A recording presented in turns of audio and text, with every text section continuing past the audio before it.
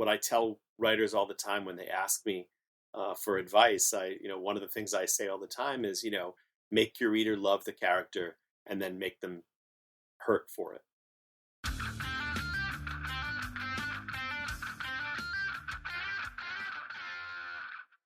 Hey, I'm Alex Morrissey, and this is Tradecraft. Thanks for listening. Each episode, I discuss the creative life and process with the people responsible for the books and comics we love. My guest today is New York Times bestselling author and master of darkness, Christopher Golden. With over 100 novels to his credit and many, many comics, Chris is a writer's writer and doing his best work. He's written horror, thrillers, young adult, co-written series, and myriad books of our favorite properties like Buffy, X-Men, Uncharted, Sons of Anarchy, Alien, Battlestar Galactica, and, notably, Hellboy. Chris's nearly 30-year collaboration with Mike Mignola on the titular character led to a series of outstanding novels, plus the magical Joe Golem and the Drowning City, Baltimore, or The Steadfast Tin Soldier, and the Vampire books. He's written for film, animation, and video games as well. Active with his readership, Chris goes that extra step to connect with those he shares his stories with, and includes as many of his fellow writers as possible.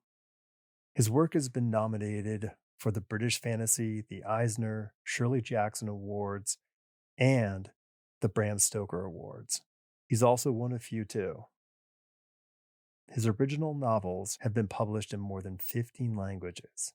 It's fair to say the world loves Christopher Golden stories. His latest novel, this year's The NIGT BIRDS, is a creepy tale where broken hearts drive ex-lovers back into each other's lives for one terrifying night along the stormy edges of Galveston. Chris also co-edited The End of the World as We Know It with Brain Keene. This anthology features more than 30 original stories, all set in Stephen King's world of The Stand. It's no surprise that it was an instant New York Times bestseller. Chris is super open and thoughtful about his work, and I'm honored that he shared his time with me here. This is me with Christopher Golden. Most of my exercise is walking. Yeah. And I hate walking on the treadmill. I much prefer walking outside. And so I tend to get a little lazy in the summer because it's been so hot and humid. So anytime there's a break, I'm like, I got to get out. So good for you, man. Just taking care of ourselves, because the lifestyle of a writer or an artist is typically very static. Absolutely. I don't find my body hurting as much from writing as it did when I was an illustrator, where you just find yourself kind of hunched over drawing on something, which is this sort of like... Yeah, honestly, this is bad enough. I can't imagine being over a drawing table, Oh, it's really brutal, but no one would think it is. But it is just it's unpleasant after that 8th hour. And then when you're stretching it into 14 because life, you just go, oh. Yeah, so, for sure. So I'm looking, people can't see this, but I'm looking into your office space, and it's an interesting bifurcation. You have two, I guess would be your left shoulder, or a bunch of books, which are ones that you read.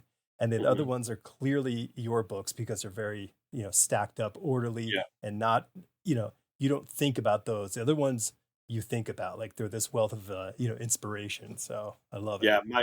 My left shoulder, over my left shoulder is, what you see there is really my to be read shelf. Oh, okay. Yeah. And then, the other is, copies of my stuff. Yeah. Some of them. Yeah. Like the reading is so important because it's like you were saying, watching old movies, getting that input as much as possible, because sitting at your desk and surfing the internet is not going to get you any interaction of any value. Yeah. It's way too much time, spent on my phone and online. And it was useful when social media first you know, was born. But it's really not that useful now. And even if it were still extremely useful, most of the time that is spent on it is dead time. Hmm. And so I feel like it's an addiction that most of us have, and I'm really need to try to break myself of it as much as Yeah. possible, just to reclaim some time. I'm not getting any younger. None of us are. None of us is. No. And this is it's definitely an issue. But I do spend, the other thing I'm trying to do is, as a writer who tries to support other writers as much as possible, especially within my own genre. um, you get asked to blurb other people's books constantly. Yeah. And I it is so hard to say no. I don't want to say no. Right. But I have had to start really making more of a habit of saying no because, I mean, when do you read the books that you bought to read? Right. Right.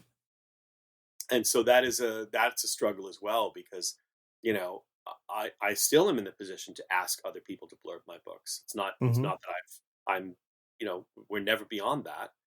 Um, and so I know exactly what it's like. Uh, so it's finding a balance is the most difficult part.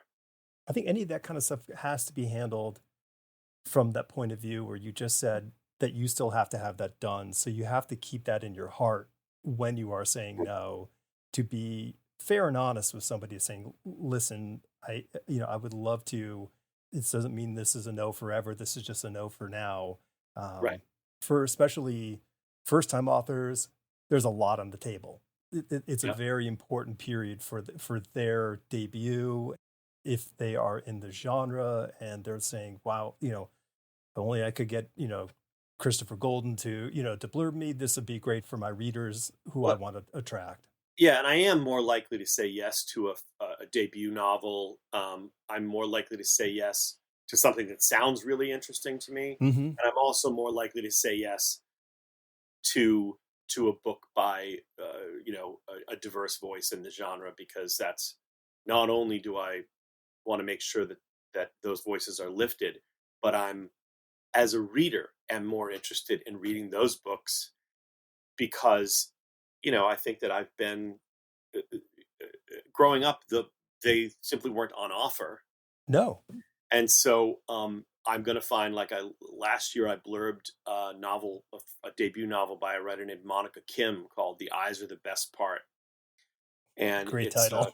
yeah, it's a novel by so Monica's novel is about a Korean American young woman who becomes obsessed with the idea of eating human eyeballs. And so the combination of that and the fact that it's a debut novel, I was like, well, I certainly have not read this before. Right. Um, and so I was eager to read it. And now I've got her second novel that I'm going to be reading to blurb because I loved it. Hmm.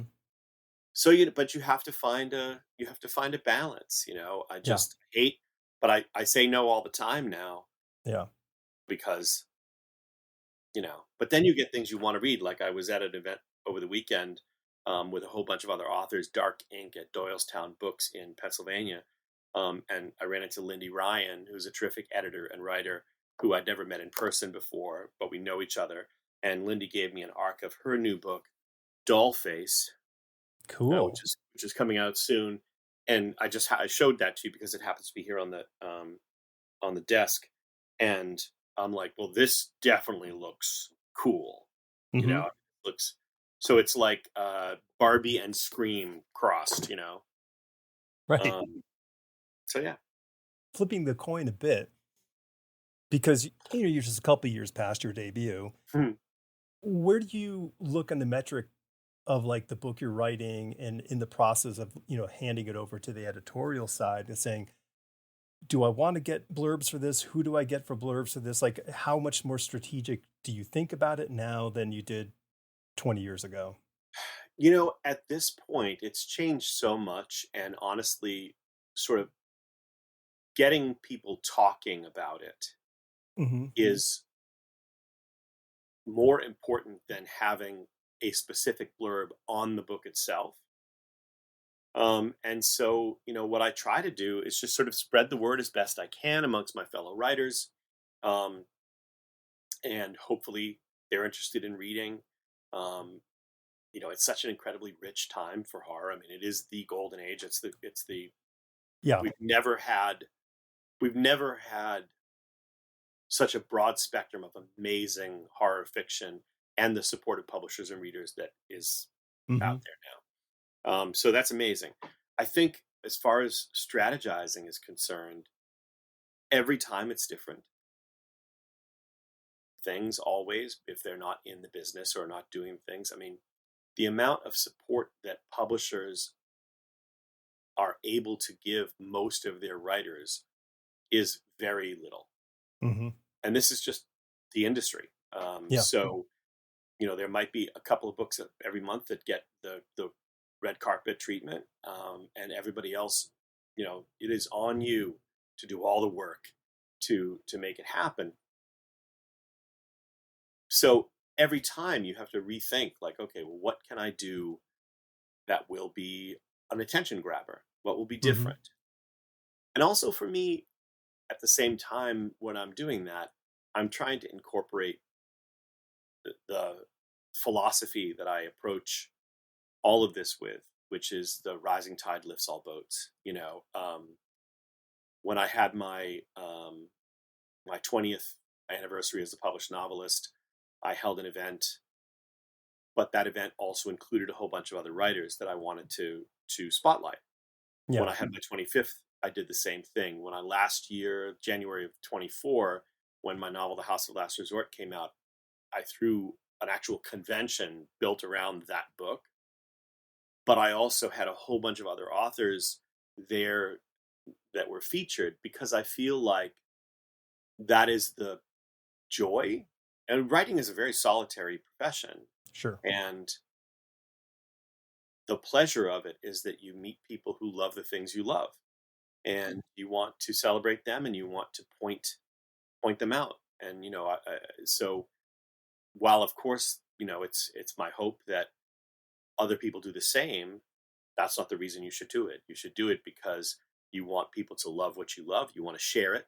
Hmm. And yeah, so every book is different. I'm talking about, I have a new novel coming out next July, and I didn't do much in the US for my book this year, the NIGT BIRDS. I did a few events for it because, as it turned out, and I haven't talked about this very much because the family's private about it, but we had my wife and I had a granddaughter. My son and his wife Oh, had a wow. baby, our first grandchild, and so she was born. She was due to be born like the week before the book came out, and Oh, she wow. was actually born a couple weeks early. But but so I was like, well, there's no way I'm going to try to do a tour or do a bunch of events, No. whatever, because I want to be there for that. I want that's Sure. more important. But the House of Last Resort weekend was a great success, and so I'm already in conversation about doing something else for next year that will be different and interesting, and will both be good for my book, but also try to lift other writers in the Hmm. genre. I think that's great because what we want to do is we want to foster readers, not buyers of your book, Hmm.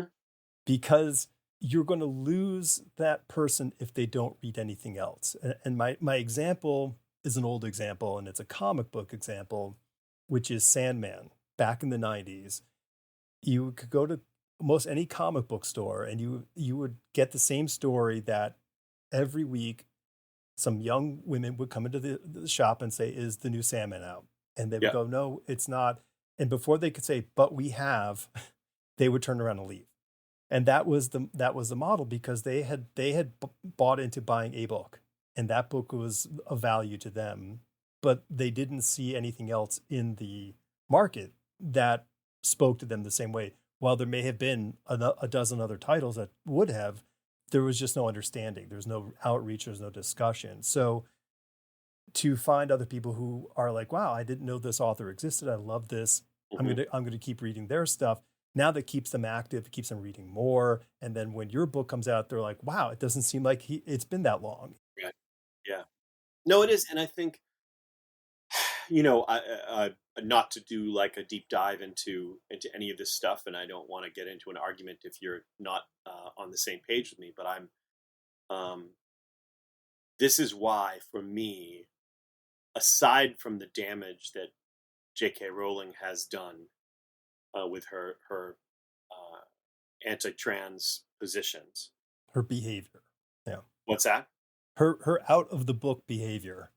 Yeah, it's just Yeah. aside from that, uh, I just feel like, and again, not to put that aside because it's huge. She's also done so much damage to the good she did by creating this series that made readers. Oh my gosh, yeah. You made millions of people want to read and grab books and read, and those people are still reading, and that's great. Mm-hmm. But now it's tainted, and Mm-hmm. similarly with the accusations against Neil Gaiman. Yep. And it makes me so sad because for a whole host of reasons, but the two of them had unique power in creating readership. Yeah. So now I look to like Sarah J. Maas, who's created hundreds of thousands of new readers, and this is and a whole uh, so I look at all of that, and I think that's it. But we do it on a smaller scale. We try to do one person at a time, like booksellers. Mm-hmm. Yeah. Booksellers are my favorite people. You They're go in and somebody who's passionate about a book, they're like, oh, you know what you should read? Those are the conversations I want to have. yeah. And writers really need to be the same way. Oh yeah. I agree. I think like you said, it's an insular practice, but there has to be because you go to a writing conference Mhm. and everyone is just dancing around and having a great time because everyone experiences the same sort of grind that the other people do. Right. And so when you're around each other, it's like a comic book convention. Everyone is thrilled because we all love comic books. And so there's Yeah.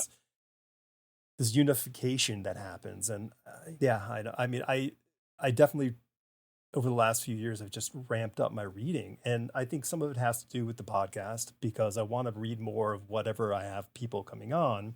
I have people on the podcast. I'm not really super familiar with their work, but I'm really curious about their voice. What are they creating? And just opening up my brain to go, oh, that's a really cool. Like I read a middle grade graphic novel recently. Right. It was a great experience. I enjoyed it thoroughly and I learned a ton.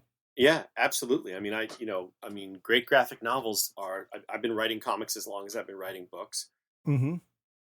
and it's huge. But it's always somebody's first inspiration. I mean, I can remember the first comics that really lit me up.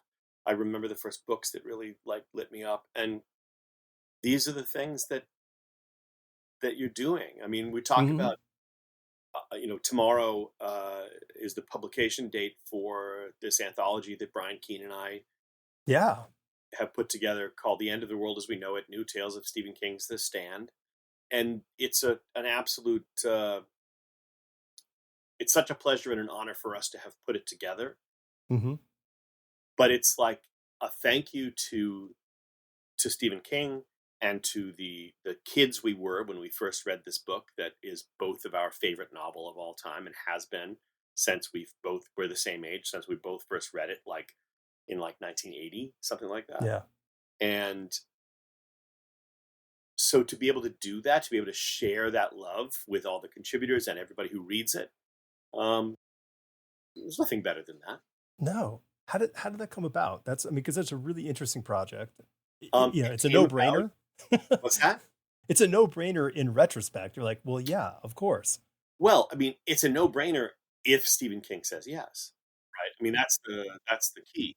And so Brian and I had done. We both were big fan. I had said I was not doing any more anthologies. I was not going to edit any more anthologies. And then Brian and I had a conversation about how influenced we had been by a novel by Joe Lansdale called The Drive-In, Okay. which, if you haven't read it, is a very influential novel in horror circles from that era. and it's batshit crazy. I mean, Okay. it's like completely nuts, and written in Joe's very distinct, unique voice. And we knew that it had had a big influence on other writers. And Brian's like, we should put together an anthology, in the world of this book, which we did. Um, and I said that was going to be the last anthology I edited. And then I don't know, I was sitting around one day, probably like just had woken up, and I was thinking about anthologies and the drive-in anthology, and I was like, what would be amazing, you know, and I called Brian. I said, I know he'll never let us do it, but what would be amazing is if we could do a book like this, but in the world of the stand, because we knew that there are so many other writers who feel like we do, not just in Hmm. horror either, who are Yeah. so influenced by this book and by Stephen King's narrative voice. And so I emailed him and I said, Brian and I would like to do this. It's my favorite novel of all time. It's Brian's favorite novel of all time. It always has been. We know how influential it's been. All this stuff. Essentially, what do you think? And we absolutely assumed he was going to say no, but we're like, well, it never hurts to ask, right? Hmm. My wife is Sicilian. This is a tangent. My wife is Sicilian, and she and her sisters say, if you don't ask, you're a gaguzza, which means you're a squash, right? It's just basically like your head is basically a squash. It doesn't work in English, Right. but it's if you don't ask, you don't know. So it didn't take that long to get a response, and his response was "Do it!" Exclamation Wow. point. Wow. And he's been amazing to work with, and so supportive and kind. He had never agreed to let anybody do anything like this before, and so we're just hugely honored. Yeah, I mean, it's hard to even imagine because of his stature. It's just unbelievable what he's accomplished Yeah, as an author. And it's a rarefied air. Tom Clancy had a huge amount of success, but there's not it wasn't as sort of broad. He didn't go he didn't explore.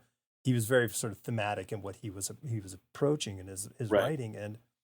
But King kind of all over the place. Like he approached genre almost like a literary author by saying, "Here's something that's interesting to me, and I'm going to go explore this area."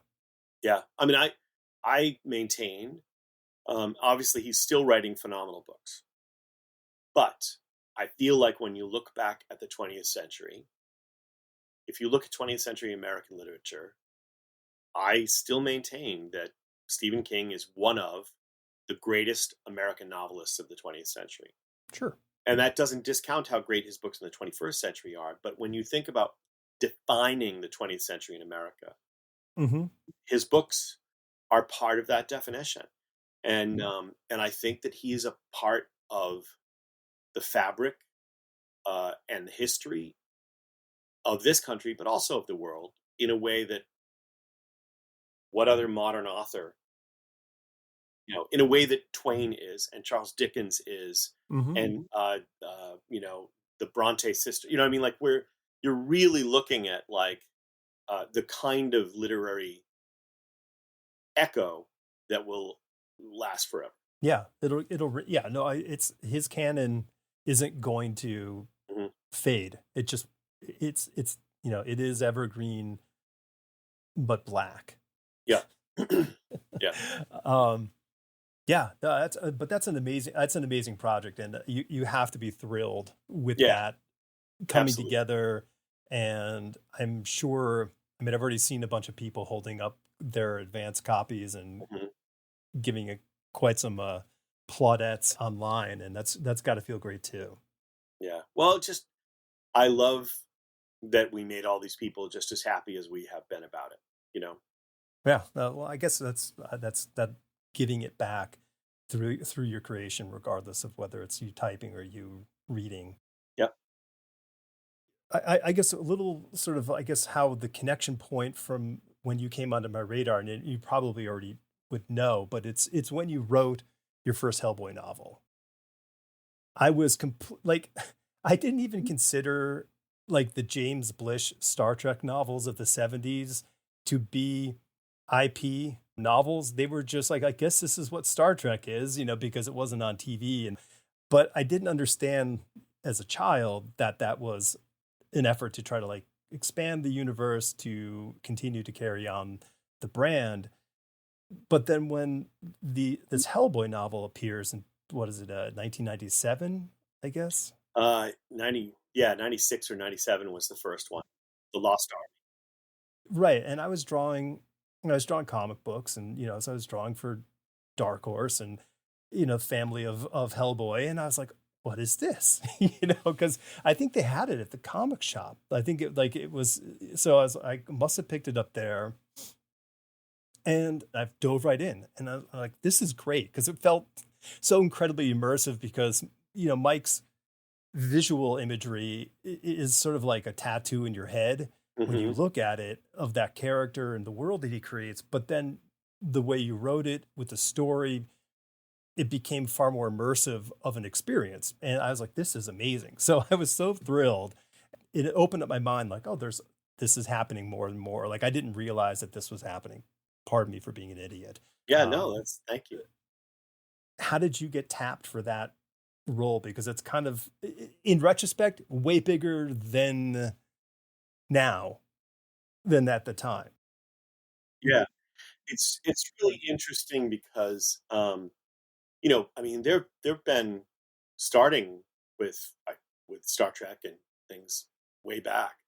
There have been media tie-in novels for decades and decades, and in fact, the Hellboy was not my first one. Well, maybe it was. I have to go back and look. I'm not sure actually. Now it's been a long time. But I have done a lot of other media tie-ins over the years. But the difference between all of the others that I've done and the Hellboy work that I've done is that the others are licensed fiction that, I work with a publisher and they've licensed the right to do this from a company that owns the material. And with everything I've ever done with Hellboy, I'm just working directly with Mike. Mm. And it's very different relationship. And it started because I had sold my first novel. I'd quit my job. I was very young, obviously. I was in my mid 20s. And I interviewed Mike for a short lived magazine called Flux that I had been writing a ton of stuff for. Okay. And it was very early days. It was like the first Hellboy miniseries probably wasn't even done when I interviewed him. And during the interview, I think I said something like, it would be amazing. Like in the second miniseries, I said, in the 70s, Marvel used to publish these big black and white horror magazines, and Mm-hmm. they would have comic stories, but they would always have prose stories in the back. And I said, it'd be great if you did something like that in the second Hellboy miniseries. And he said in his inimitable fashion, and I guess you'd want to write it. It's And I was like, well, I'd love to read it, but now that you mention it, I certainly would love to write it. right. And so I sent him my first novel, and he really liked it. And we got to talking, and he's like, well, I don't want to do prose backups in the comic, but what do you think about writing a Hellboy novel? I obviously was like, yes, that sounds fantastic. He's always been incredibly generous with the with sharing his profit share. Mm-hmm. And so I wrote The Lost Army, and that was inspired by a PBS documentary that I saw about the Lost Army of Cambyses that Okay. I was fascinated by. And it just seemed like Hellboy really fit in that story. And so that started it. And Mike and I have been friends and been working together for 30 years. It's amazing. Now, did you take it to your agent? Like, did you say to your agent, hey, this is the thing? Because, I mean, I figure he wouldn't have had a literary agent at that time. No, I had an agent at the time, but it Yeah, was you did, but really, he didn't. Yeah. So, yeah, it was really, hey, does Dark Horse want to do this? Period. right. I mean, because Dark Horse published it, the first one. And Okay. then we did the second one. And then we did the first couple of anthologies of short stories that I edited. And then Mm-hmm. I said to Mike, prior to the movie coming out, I said, Hellboy's going to be bigger than ever.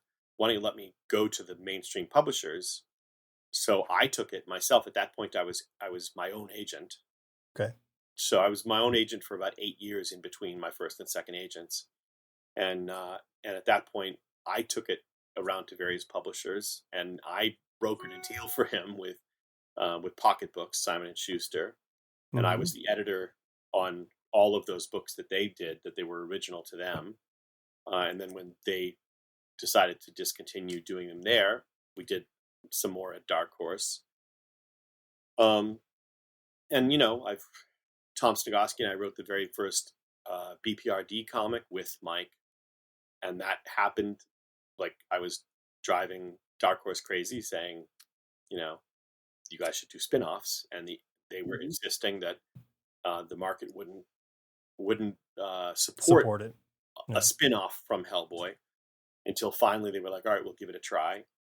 And obviously, the market supported what seems like hundreds of spin-offs from Hellboy. Yeah. And I've written a ton of Hellboy comics and other related things over the years. And Mike and I created Baltimore and Joe Golem Hmm. and other things together. And then I worked a little bit on the David Harbour Hellboy movie, Okay. which I was not in love with, and I wrote with Mike the first couple drafts of the most recent Hellboy movie, The Crooked Man. That there was another draft done by the director before it was shot. But yeah, so and Mike and I have a big plan, but I can't talk about it. Oh no, no, that's fine. That's fine. Yeah, You know what? Everybody who's a fan of Hellboy, of you or of Mike, is going to hear that and just get excited just to know that there's a big plan. So yeah, there's a big plan, and I will say too. I mean, the best thing about it is that Mike, you know, everybody who's written a short story for the short story anthologies we've done, mhm. Mike owns the copyright because he has to protect his IP. But all of those authors, as long as they ask and he says yes, which he never has said no, they can reprint those stories in collections of their own stories without any compensation to him. That whatever. So That's he's amazing. just. It's been great to work with him instead of working with a company because he's Yeah. a person and an artist and he understands what it's like. So yeah, it's been great. And I also think I know you didn't bring this up to talk about this, but I also feel like every time I have the opportunity, I like to point out how entirely unique what he's created is. Hmm. In the sense that it's one giant story that continues to be told, and uh, comic book publishers just keep sort of like canceling things and moving on and doing other things all the time. But Mike has been it's an extremely unique achievement. Anyway, Well, I mean, he's not only is he the creator, but he's become the creative director of this brand and universe. It's a truly unique thing. But the scale that he's achieved is far greater than anybody else has ever sort of yeah, hoped for. right. And the duration is the thing. I mean, I know. I mean, yeah, it's an institution. yeah, I'm going back just a little bit to the initial start for the Lost Army. I think that's around the time when he did the artwork for the reprinting of the Fafford and Gray Mouser books. Do you remember those hardcover yes, reprints?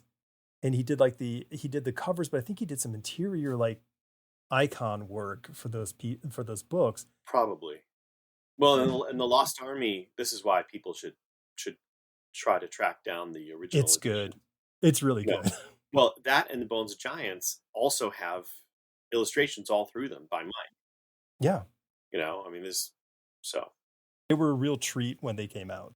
So I guess Baltimore kind of was an evolution of conversation. Baltimore was real. So the novel, for those who are not familiar with it, is it's called Baltimore or the Steadfast Tin Soldier and the Vampire.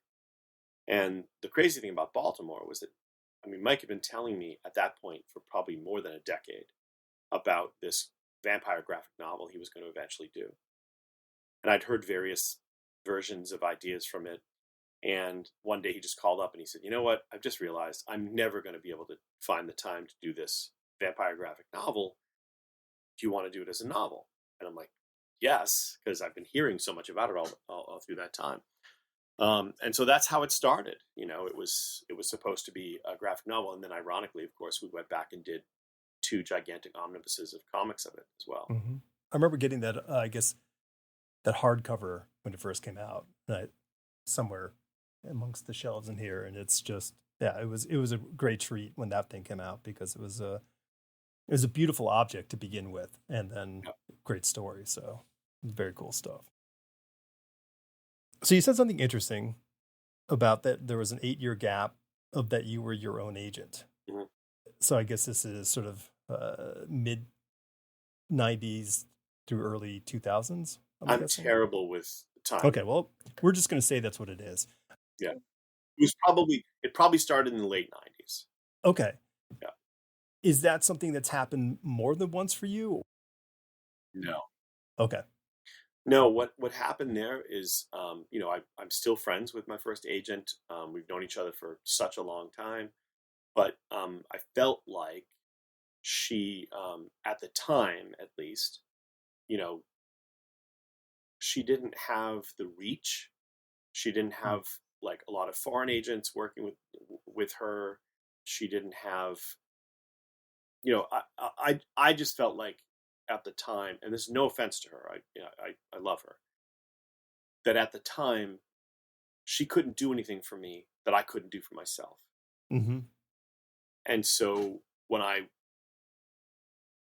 broke off my business relationship with her, my determination was that I was not going to have another agent unless I found somebody who could do much more for me than I could do for myself. Okay. So for instance, when Mike and I sold Baltimore, that was my deal, and I ran an auction for that book with 5 different publishers. No shit. Yeah. So I had an auction, and so the thing is, I could do it myself. Okay. I reached out and found foreign agents who would work directly with me. So I sold books into Russia and other places that I was doing it. Mm-hmm. But then we got to a point that it was probably around 2007, 2008, maybe, where Okay. things, the world started to get a little dicey and publishing started to get a little dicey. And I was like, you know what? It's time. And I had already been working for quite a while with Howard Morheim, who's been my agent ever since then, because I had introduced him to other writers so that he would represent them. Okay. And he also had represented Tim Levin, who's one of my best friends, and Tim and I had sold a few books that we had collaborated on, and Howard was representing Tim.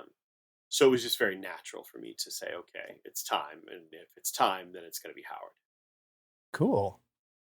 That sounds like a very natural kind of evolution and fit, Mm-hmm. rather than this sort of speed dating or blind dating kind of version of, Yeah. of the agent hunt. So to be able to have an existing sort of relationship with somebody, but not a professional one, but you can observe and say, well, they've done very well. And Yes. also kind of knowing your own limits in that respect, kind of saying, okay, now this is the time.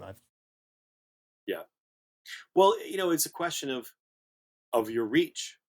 Mm-hmm. I mean, really, that's what it is. It's about what, if you have the reach, then you can do it yourself. But you have to be really careful, because you don't want to alienate or piss off editors or publishers. And I will say that when I did that um, five publisher auction for Baltimore, there were a couple of editors there was one editor in particular who was very salty, let's say. Okay. And I definitely think that it impacted the chances of me working with her subsequent to that. Mm. Which again, it's business. But when Sure. you're the author and you're doing the business, you run that risk. You're good cop and bad cop. I mean, Yeah, that's I mean, there's nobody taking the heat for you in that respect. right. That's tough. Yeah. Well, that's cool. Yeah, I think it would be very hard to get, especially getting into the industry at this point in time, to be unagented. I think it depends, honestly. Yeah, Like, okay, yeah, I mean, there's so many in horror, especially. There are so many small presses. There are so many medium presses. fair enough. There are so many ways you can, you know, get your work out there, appear in anthologies, go to conventions, meet other writers, meet editors, meet artists, meet agents, and create a reputation that maybe the public doesn't become aware of, but maybe you can create a reputation that will precede you or draw attention from editors and Okay, publishers. And that does happen, and so when I see things about like gatekeepers and all of this kind of stuff, it's like, some of that is probably true, but a lot of it is Mhm. just people who don't have the savvy to go along. Well, assuming they have the talent or the skill, Sure, maybe they don't have the savvy, because honestly, it takes more than the ability to write. I always have said from the very beginning of my career, there are thousands of writers out there who are way more talented than I have ever been or will be, who will probably never get published because they have no business sense, they have no savvy, they have no like um, ability to communicate effectively, write a decent email, make a good impression in person if you meet somebody. And on the darker side of that, unfortunately, people who don't have the ability to financial ability to attend conventions or to go and meet sure, people, and that's why there are like scholarships at a lot of conventions offer to bring people to events that they wouldn't be able to attend otherwise. So there's a lot more than talent that goes into stuff like that.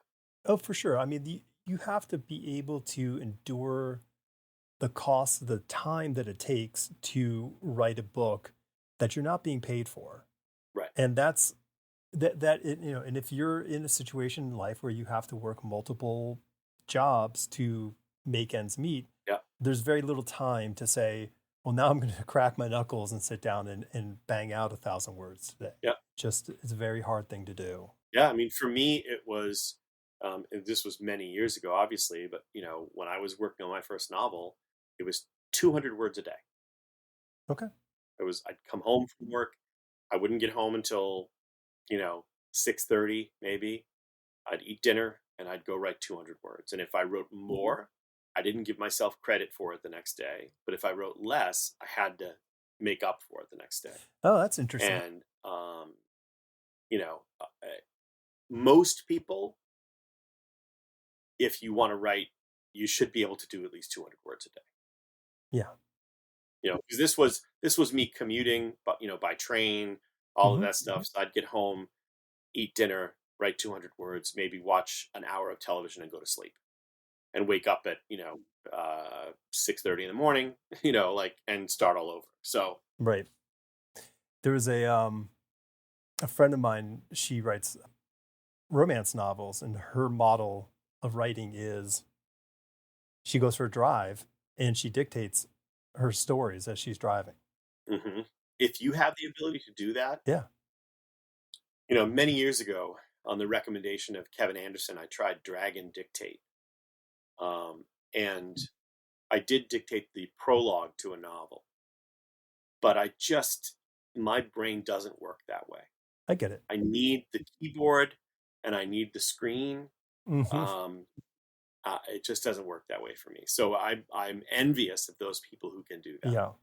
I think it's a combination of naturally having what I would call a steel trap of a brain where you Mhm. can kind of hold everything and examine it, as well as to be able to take that information and then communicate it in real time. Mhm. Um, but I think it's like everything in the world. Like if you just said, okay, I'm going to put the time in practice, it's going to suck at first. Just like writing, you suck at first, and then you have to keep working through the suck to get to something decent. Yeah, yeah, exactly.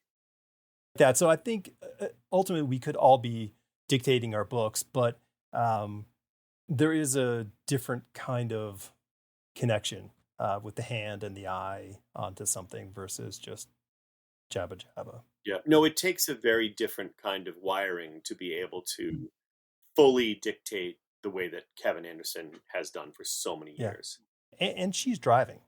Let's just add Yeah. that into the mix. Yeah, exactly. I mean, and I don't know, because my thoughts drift when I'm driving all the time, and I end up going where my mental autopilot sends me, Right. and I'll be like, oh shit, that's not, I didn't want to go this way, and it's not where I'm going today. So I Right. can't imagine being in the headspace of dictating a story and still getting where I'm supposed to go. Totally. Yeah. She's very smart, and it's one of those, when you meet her, you're like, oh, okay, I can kind of see why Yeah. you had this superpower, and bless you. So, like, I got into the comic book business in '91, and I can see the difference between then and now, and Hmm. how things are. And I don't work in comics as a livelihood anymore, but like for you, what are the main differences in your life as a writer then and now? I mean, what we're doing right now is indicative of it, I'm sure. Yeah. I mean, you mean about comics or just in general? No. I mean, in writing, in your book writing. Um, it's so funny because, you think back. I mean, when I started writing, I started my first novel when I was a senior in college. So that would have been, I started either in the fall of '88 or the spring of '89. I graduated in '89. And I sold it in '92 and quit my job, and it came out in '94. So at that time, you know, you had dial up internet if you were lucky. Manuscript editing was done by mail. The editor, the editor hand edited your manuscript and mailed it to you, and you made changes, on the manuscript pages and sent it back, right? And it took a very long time for publishers to catch up with the digital age in that regard. God, I just think about it. You faxed things. There was no DocuSign. There was no Dropbox. There was no, art had to be sent. As like, FedEx. it had to be sent FedEx,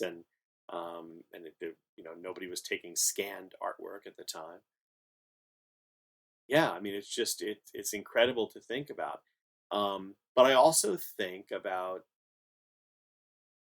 again, this is specific to horror because I talk about it all the time, and why I talk about why I think horror is having. So when I started, horror was crashing. There had been this massive boom in the '80s in Mm-hmm. horror. And what happened in those days is that, and I think we've seen this happen with other genres as well, it became really, really, really popular. And people read a bunch of horror novels that they liked, and then they wanted more of them. Publishers wanted to publish more of them. But there weren't a lot of really talented writers writing horror at that time, Mm-hmm. right? Because it was kind of new in that way. And so two things happened. Writers who weren't interested in horror wrote horror novels. Talented writers wrote horror Sure. novels that weren't good horror novels. And publishers bought a lot of really crappy horror novels because they needed to publish more horror novels to fill the demand. Right. So all of these readers who thought, I love horror novels, when they ran out of the good ones and they started to read crappy ones, they were like, maybe I don't like horror as a genre as much as I thought I did. And they kind of, Right. right? So sales cratered, and publishers went, oh, horror sucks. And horror became radioactive for most publishers for decades. Sure. Okay. But during that time, because of that, and because horror is such a passionate genre, it's a genre full of like broken people who want to get their stories out and their feelings out and all of this stuff. Horror developed a subculture and an indie press that blew any other genre out of the water, out of necessity, right? Mm. So for decades, all of these writers who were really talented, who were really interested in horror, and also women, people of color, LGBTQ people who might not have been as welcomed by mainstream publishing, even if horror was having success in those days, Yeah. were embraced by indie horror, right? So when it came time and horror started to really pick up and publishers went, wait a minute, we could make some money now off of this. There is such a deep bench of really, really talented horror writers Yeah. that the reason I think that this golden age is not going to run out of steam for quite a while is because every time somebody who reads a horror novel is like, hey, I really like this, I want more of it. Mm-hmm. There's so much amazing stuff and so many really talented, unique writers that they're not getting the same stuff over and over again, and they're not getting crappy stuff that publishers bought just to fulfill the desire to buy horror. So honestly, like it's really exciting, and I just love picking something up that is like this is not like anything that I've read. Yeah. I just read recently. I read Looking Glass Sound by Katrina Ward, which is not only one of the best horror novels, but one of the best novels I've read in the last decade. Terrific novel. She's so talented. And then the other thing I said recently is that it's very hard to scare me, with a Yeah. Yeah. with a book with words on a page. Some people are really can easily get scared by reading. I'm not one of those people. But I recently read Josh Mallerman's novel Incidents Around the House, which is one of the only two novels that has scared me as a grown-up. Wow. And so it's just out there. But yeah, so technologically it's completely different. Opportunities exist now that just weren't there before, and opportunities in adjacent media, in audio, in audio drama, in comics, there's just Yeah. so many things out there. All right. So my barometer, like my general observation is like the 80s, we are in a time where television and film is supporting the horror genre. Hmm. Horror films are they're like the art film right now of the film industry. Like you have these people who are very talented writers and directors coming up with super unique and artful horror films, Hmm. which wasn't the case by and large with horror films in general, Kubrick aside. But you have this other thing of this weird sort of thing is that the horror comic book is a thing again. Hmm. And that it hasn't been since the 70s, since you and I were kids. Yep. That was the tail end of the horror comic book, was like 1977 or 78 was like the death knell of what we know as the horror comic book. And it's back. Like people want that stuff. And Yeah. it's kind of, I mean, and I wouldn't even say like I'm a horror guy. I just like good stuff. Hmm. And there's just a slew of phenomenal pieces out there. Yeah. And regardless of whether it's a comic book or a novel or a television show or a movie, it's everywhere. So you're right. It It is is. it's an eponymous time for you, Chris. It's the golden Yeah, no, age. it's great. I mean, the years ago, I was the keynote speaker at the British Fantasy Awards or British Fantasy Weekend, and the speech I gave was all about why, at the time, I was really, really interested in British horror, and it was because the Brits never had the collapse that we had. Horror never got as hot as it did here, and it never Hmm. collapsed the way it did here. Because I think the other thing that led to the collapse, right, is that the public's view in the 80s of what horror was based on most people's exposure to horror being really shitty horror movies. Yeah. Even if we loved some of those really shitty horror movies, and Sure. I did, and I still do love some of them, Right. what was popular in cinemas in horror were, slasher films, rip-offs of Friday the 13th, all of this stuff that a lot of this stuff was really bad. So the public view of that was not good. Whereas the last decade here, and even more so, but specifically the last decade, you're right. Because horror films are one of the only things that's successful in movie theaters, Mm-hmm. and they're really inexpensive to make by and large, studios would still bankroll them, or producers would bankroll them. And they would bankroll these really auteur visions that would then make money. So look at Weapons, just made so much money, and Sinners earlier this year, Mm-hmm.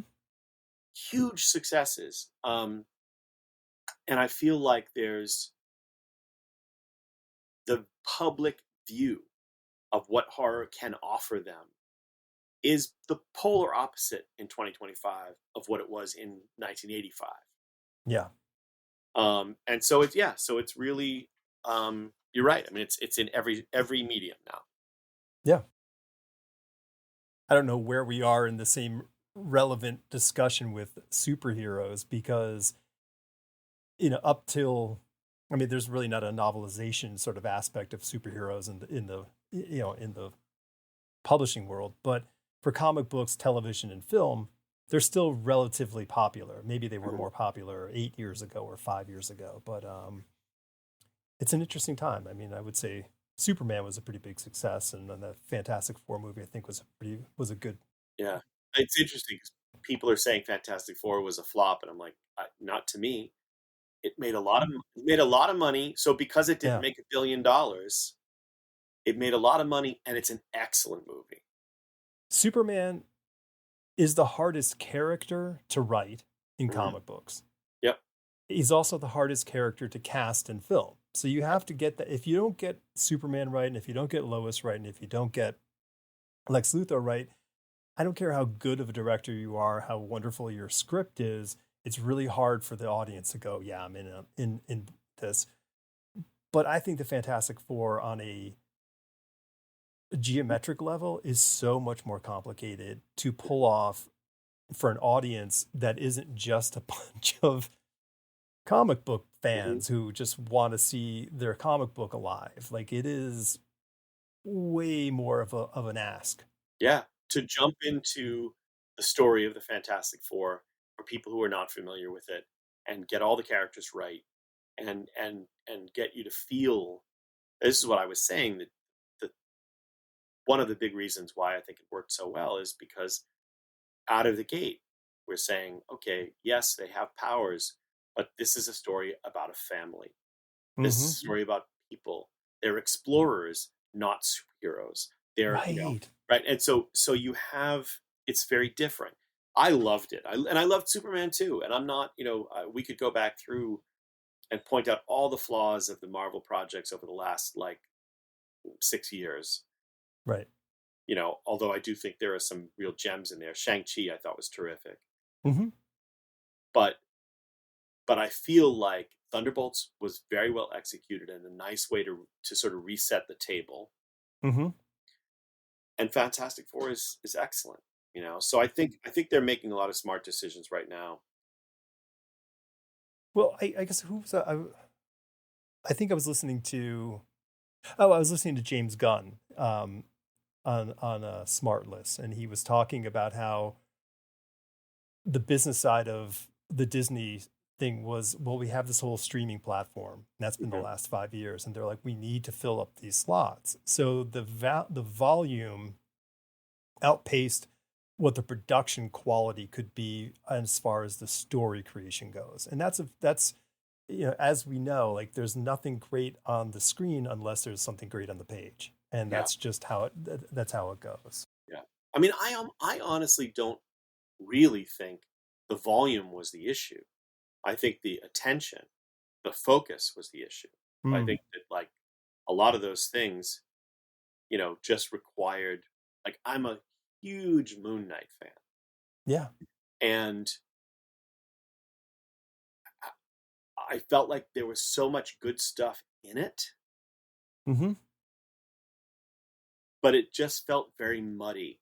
The execution felt very unfocused. It felt, and so the ability to care, I mean, this is at the end of the day, you got to care, Yeah. and so and we won't go into it. There are a lot of them that I was really disappointed in because the opportunities were so massive. Sure. But yeah, I think yes, I'm glad that they've really pared it down. I do want more Werewolf by Night, however, Okay. Yeah. Yeah. Yeah. which I thought was Why not? terrific. Yeah, Well, I mean, going, just touching on the Moon Knight thing, being that we were born in the same year, like we both, if you were reading comics at the time, we both saw Moon Knight happen. We saw that yeah, book go from, like Neil Adams is drawing a Marvel comic book character from the 70s. It wasn't Neil Adams, but the point is that Bill, being the titan of artwork that he was able to evolve, in like 12 issues from what we thought was just regular old great comic books to something that became this hybrid psychedelic horror think piece comic book series that kind of unrivaled in so many ways. yeah, yeah. I mean, it was I have a long history with the character, and as when other kids were riding their bikes and being Batman, I was Moon Knight. Right And on. when I was in college, I took a screenwriting class, and my project for the semester was I wrote the first act or first half of a script for a Moon Knight movie. I mean, that was my thing at that time, and so I have a real passion for the character, and but I also I'm not one of those people who's like, you've got to do it this way. Doug Mensch did an amazing job doing his version, Of and course. I thought there was a lot of really good stuff in the show, Yeah. but it was just It was unfocused. yeah, I mean, I think it was unfocused. And like you said, I think they indexed far greater on the weirdness of the experience of what was happening to him, mhm, but not what was happening within him. And right, that is, so I think without that, we were kind of just bystanders. yeah. It made it hard to identify with him, to be with him, and I'm not talking about the insanity, and all of that. Hmm. I'm just saying like it didn't have the intimacy, and it was very difficult to follow a lot of what was happening. But yeah, I think I'm looking forward to seeing what they do. I hope that I hope it really comes around. Yeah. I mean, I mean, I guess there's just too much money on the table for them to Yeah, ignore it. So we'll see. yeah, Something, and the thing is something great always happens. Something great happened to all these stories because nobody had done anything with them for a long time, but somebody loved it to one degree or another and said, I've got an idea for this. And I think that's always the case with this stuff. on a similar note, I mean, we should mention before we wrap the best movie of 2024, which is Godzilla minus one. Okay. Yeah, sure. Yeah. I mean, that's the perfect example of what you're talking about, Right. right? I mean, Totally. it is somebody who loves and respects deeply the source material and wants to do great art and wants to do great story and great character and Hmm. make it grounded and feel like this is really happening and we care. And what I tell writers all the time when they ask me for advice, one of the things I say all the time is, make your reader love the character and then make them hurt for Yeah. it. Well, yeah. I mean, it is. You gotta put him through the ringer. You just gotta put him through the ringer. I mean, I think that's. I don't know. I mean, maybe that's an internally cruel thing as a writer, but No, I but it's true. really, That's what people come to the story for, to care. And yeah, you can have all the cool shit in the world, but if you can't make the reader care or the viewer care, right. then the cool shit is just you know, It's just you know, sprinkles. yeah, it's a. I like an amusement park ride as well as the next person, but I want to care. Yeah, yeah, yeah. And I think with as an author, the responsibility is on you to set the value for the person who is choosing to take the time to read your book, which is not a small exchange. Right. You really have to put that down on the page so people can go like, okay, like this is worth picking up every single day and opening it up and getting back in, and make it harder for them to Right. put it down. Make the value judgment be, I can stay up an extra half hour longer reading, I'll be okay in the morning. So what's your daily writing routine? Honestly, you'd asked a question that leans into this earlier as well, which is that over time, the business of the career takes up more and more time, and so it's a constant juggling act. Typically, I try to get all the business stuff or most of it out of the way in the morning, and if I have time, also do some pages of a comic book or some other script or project, and then in the afternoon work on either a novel or a screenplay, depending on what I'm working on at that time. And that's basically it. And I work, typically 5 days a week when I was all day. Usually don't quit till 6, and which is the benefit of having no commute. When I was younger, oftentimes I would then come back up after dinner to my office or work on the weekends. I still work frequently on. There'll be a weekend day that I'll be like, all right, well, this is my opportunity to catch up on the stuff that's not the big project I'm working on at the time that needs my attention. But it's a lot, man. People are always sort of confounded by the number of projects that I'm working on at any given time and the various things that I do. But when you're supporting your family, you hustle, and Mm-hmm. it's not just about the hustle. It's not just about making money, because it's such a roller coaster. Having, like, struggling to make ends meet at the end of 1 month, and 2 months later being like, okay, I'm good for like the next couple months, like just, Right. Yeah. but it's also just about the fact that life is short. And I think that anything that is exciting and gives me pleasure and makes me want to, like, dive into it, I want to do those things, while I'm here Yeah. on this planet. Like, if I have an opportunity to do something that's going to be really cool, I want to do it. Yeah. Well, it's a great compass to follow in that sense, is like, and to be cognizant enough, I guess, of your own actions with the intention of saying, okay, I'm not going to like just chase after something which is going to be a boondoggle. So what, I know I asked it kind of differently before, but I'm going to, have you adopted or changed anything in your writing process over the years? I don't know. It's hard to say. I'm not. Um, I mean, writing process in general, I would say only that I feel like I'm a better writer. I feel like Mm-hmm. I guess it would be wrong to say that I try harder, but I think I have a little bit more faith that I can be better, and so I'm invested in that. Mm-hmm. Um, I saw yesterday for breakfast. I was out in Pennsylvania for an event. My wife and I went to breakfast with Lisa Clancy, who was my editor for. I wrote a lot of young adult books once upon a time, and Lisa edited most of them, including like 13 Buffy the Vampire Slayer novels, Wow. 10 Body of Evidence series novels that I did, 4, 5 horror novels, like a bunch of stuff. I think I added them up, and she edited more than 30 books of mine. And I've had some great editors. I really have. But Lisa is by far the best editor that I ever had, because she's brilliant, but also she took the time.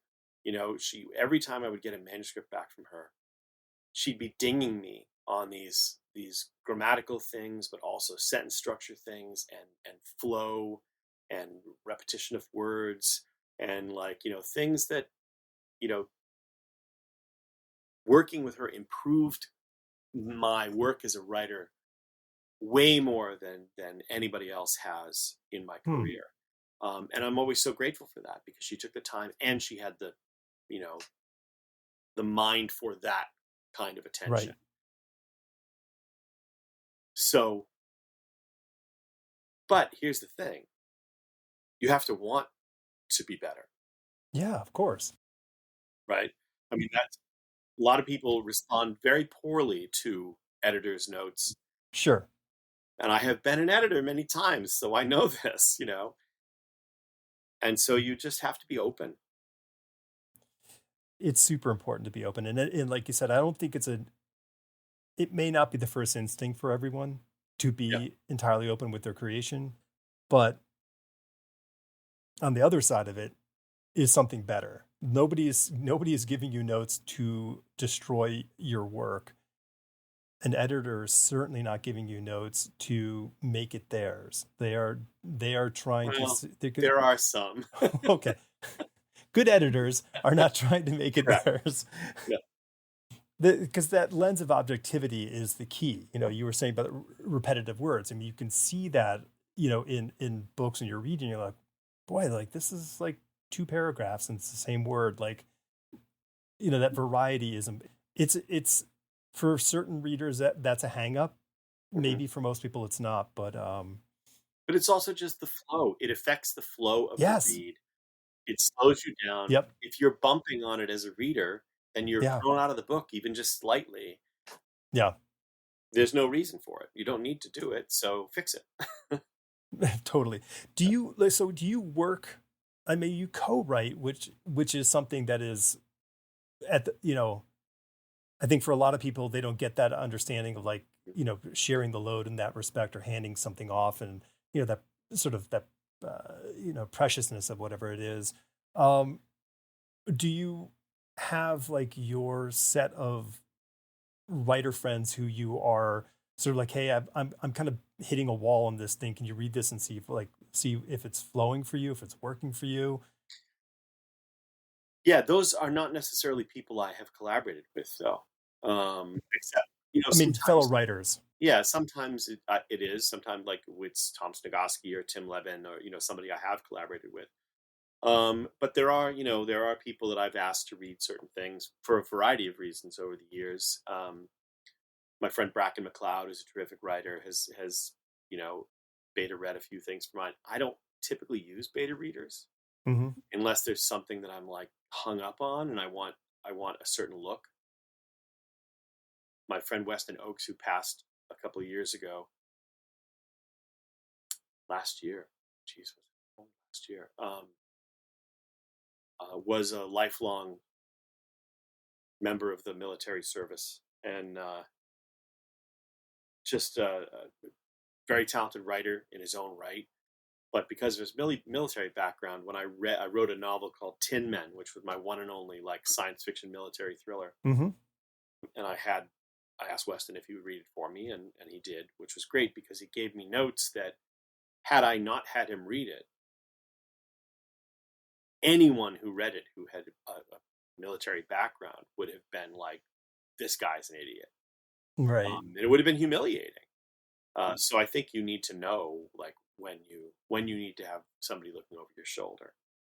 Um, but yeah, typically I don't. Uh, yeah, I don't know. My wife used to be my first reader, but that was a long Hmm. time ago. Um, she doesn't have the time anymore. She'll read it when it's done. Right. She ran out of red ink. She's like, I'm done reading this. Send Yeah. it to me when it's done. Yeah. No, she's reading the new one that I just finished right now, and she'll be only like the third or fourth person to read it. Oh, that's cool. But that's just for, so she'll read it. It's not to Yeah. to, fix anything. And the development process for you, I mean, are you of the King school where it's this sort of start off with a character and premise and discover your way through the story with a sort of a goal in mind, or do you outline it or hybridize this or what? Typically when writing a novel, I have an idea. I know what the characters are. I know kind of what the setting is, and I know, Hmm. for lack of a better word, what the cool stuff is, like what makes it, Okay. what excites me about it. So I know how to start it. Hmm. Um, but I actually don't.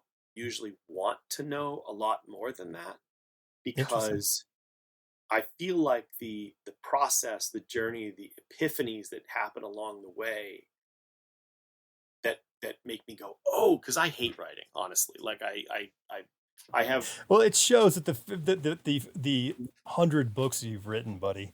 no, but I just mean the process of sitting down to write Oh, it's yeah. is laborious, and like I have Jonathan Mayberry loves writing. He just loves it. There's nothing he wants to do more than sit and type and write. And I'm just like, man, I don't. I wish I could have. I wish it could be a drug for me the way it is for you, but it isn't. But the days that are great days are the days when I'll have an epiphany about what ought to happen next or why a certain thing is in the book. Mm-hmm. There's a in the book that I just finished. I don't want to spoil anything, but there's an element that shows up that is just kind of there. It has to do with music that shows up in the story, and I have no idea why it shows up. And then I'm, 2/3 of the way through the novel, and I realize it's the key to everything else I've been setting up Yeah, the whole time. I And love that. and I'm not saying there's anything mystical about that. It just is when something locks into place. Yeah, The feeling of that is like, oh my God, that's great. And I also love working that way because if I don't know how it's going to end, there's no way you can know. that's a great point. All these little surprises happen that Yeah. you just never. There's no way you can. I mean, you can't plot the stuff out entirely. I mean, you can outline it, but all these exciting sort of connections that your brain wires together that you have no plan to are what make the process of writing worth coming back to try to get that to happen again. Yeah. Yep. I Yeah. love it. Yeah, that's it. Well, it shows. And just so, like you mentioned the Nightbirds earlier, I read the book. I really did enjoy the book. From being you were, I wanted to say a joke earlier when you said the rising tide lifts all boats. I'm like, well, not all boats. Not all boats. Yeah. Yeah. But your books, the covers have been phenomenal. Like you've been Yeah. having a series of like standout covers, which if you don't know, like a cover sells a book. Like let's be honest. People you may not want to judge a book by its cover, but you buy a book on that damn cover. Yeah. A lot of times, or at least if you haven't read that writer before, Mm-hmm. if you might buy it because you read something else by them that you really liked. But if you've never read them before, a great cover can be the greatest tool of all time. No, I'm really lucky because the designer and artist on those covers is a guy named Jonathan Bush, and he started on my books with Road of Bones, which is just a terrific cover, and he's done all of them since. Hmm. And it's just one banger after another. I mean, I've got the cover; I can't share it for the one for next July, and Right. it's such a great cover, and I'm just so grateful that he's still around. Yeah, Hold on to that one. That's yeah, it because they really are standout covers, and so and they just have a very I guess at this point they have a great branded feel. Like yeah, there's a like it's like this is a Christopher Golden book. You can just see that, but it doesn't feel like a stamp. It has a yeah, very unique vibe. yeah. They have a real identity, which I really appreciate. Yeah, yeah. I think that's a blessed place to be in as a writer. Yeah, Last bit. What are you reading? I know that you're reading other people's stuff, but what's on your reading pile that you bought? yeah. Well, I let's see. I just finished reading my friend Brian Keene's novel "Darkness at the End of the World." No, "Darkness at the Edge of Town." Sorry, I'm mixing it up with our anthology, "Darkness at the Edge of Town," which is one of Brian's books that I had never read before, and I loved that. For those who are into this kind of thing, it's reminiscent in many ways of The Mist, Okay. but it also is a great entry point into Brian's milieu. I also, let's see, I'm just about to finish a phenomenal biography by William Mann about Humphrey Bogart and Lauren Bacall called Bogey Hmm. and Bacall. I love old movies, and this is a great, people who love this kind of stuff, it's a great bio because Mann as a writer is somebody who doesn't take for granted based on other people's biographies what something happened. He doesn't fall for the repeating mythology that has been set up by other people in the past. And this is a great book because it Bogart was so much older than Lauren Bacall, and so it begins with Bogart's birth and follows him until he becomes famous, and then follows him until he meets Lauren Bacall, then follows them as a couple till Bogart dies, and then follows her in for the rest of her career. Oh, wow. It's a really cool book. And then I don't know. I'm looking around. You know, uh, let's see. Tim Levin's brand new novel, Secret Lives of the Dead, is terrific. But yeah, it's like that stuff that you're reading that you're not reading for blurbs. But then there are things that I'm reading, because I'm dying to read them also, Yeah. Because like I have the new S.A. Cosby and the new Joe Lansdale's going to arrive any day. So it's like those are things I'm reading for pleasure. I read a lot of crime novels as well as horror. So. Oh, that's cool. Yeah. Yeah. I mean, I try to keep it as broad as possible. Because I don't know. It's like cross training. You're just kind of all over the place. And when your mind is kind of capable of soaking up one thing, and then when you're working on another thing, these sort of the reality of the world kind of filters in, better that way. Yeah. It's interesting. I mean, I'll read, historical. I don't know. It just depends on what mood I'm in and whether I'm going on vacation, what I'll bring. Mm-hmm. Yeah. So. Yeah. I bare knuckled my way through The Power Broker earlier this year, and it's just, it's a huge book, and it's just, but it's revelatory, just learning about Robert Moses and what he did in New York City and New York State, and it's just. But boy, if you ever want to write a story about someone who has just the power and control, like, for the empire, that's the guy to pay attention to. Okay. Yeah. All right. Well, so I guess when people listen to this, they can get their copy of The End of the World as We Know It, that you co-edited within the world of The Stand. Yeah. And then The Night Birds is the most recent one, which totally dug. Very cool. And there's some very cool stuff. And one day I'll ask you a couple of questions about that. Yeah. No, I appreciate it. I mean, The Night Birds, I hope it's creepy as hell because it was creepy writing it. So it is creepy. I hope people track it down and enjoy it. Yeah, it's a worthwhile read, and I like the characters, and not reading a lot of horror, I go, oh my God, like when characters get killed, because that doesn't happen in most other books, but in horror, like I'm forgetting, like, oh yeah, like not everyone's going to make it out alive. So, which is fun for me to go on that ride. Yeah. So, well, Chris, thank you. My pleasure. Thanks very much. Yeah, it was great meeting you. And I really look forward to seeing what you have coming out next year. Thank you. I really appreciate it.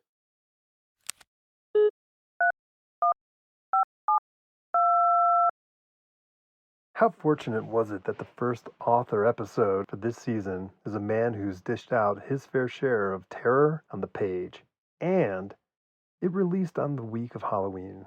I mean, a week or so after we recorded, I realized Chris and I skirted the subject of his drafting process, but never really tied it up. So I asked him what it's like now. At first, he felt he didn't work in a way that would be a helpful example to anyone. And at this point in his career, he writes pitches more than outlines.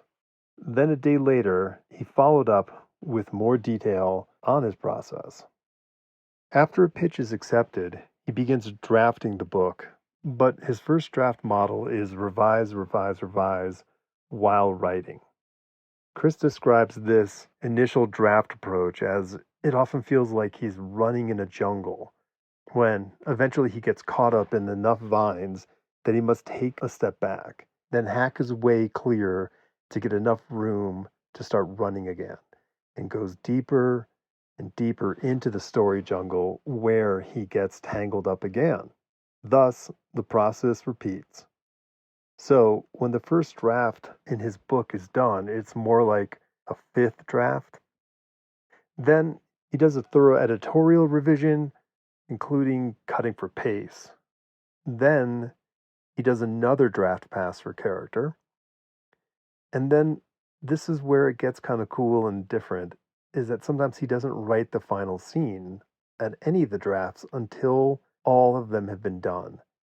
My suspicion is that despite the fact that he knows the entirety of the ending, this is a way for him to keep the writing fresh, add a bit of discovery back into the process.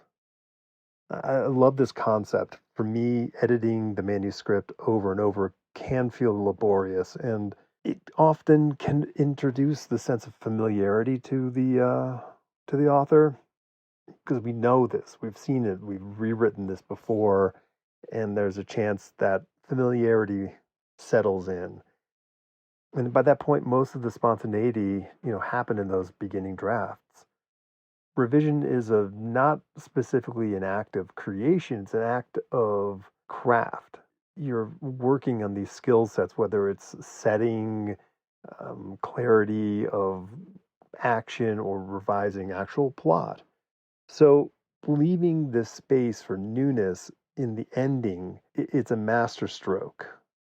And I really think that when I feel something is lacking in a section of my book in the future, I'll be sure to employ this technique, aka steal it with no guilt, because it's brilliant. If you have another way that works for you, I would love to hear it. So let me know about it on Blue Sky or Instagram. I'd love to hear about that and or your drafting process. Thanks for listening.